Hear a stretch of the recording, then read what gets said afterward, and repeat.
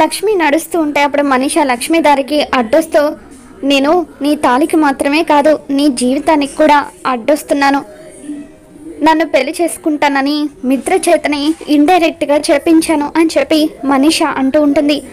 దాంతో లక్ష్మి 4 సార్లు ఆయనని పెళ్లి చేసుకోవాలని చూసావు, కానీ ఏం జరిగింది, మెడ వరకు వచ్చిన తాళి మళ్ళీ వెనక్కి వచ్చేసింది, నీ మెడలో 3 ముళ్ళు పడలేదు, ఈసారి కూడా అదే జరుగుతుంది అని చెప్పి లక్ష్మి అంటూ ఉంటుంది.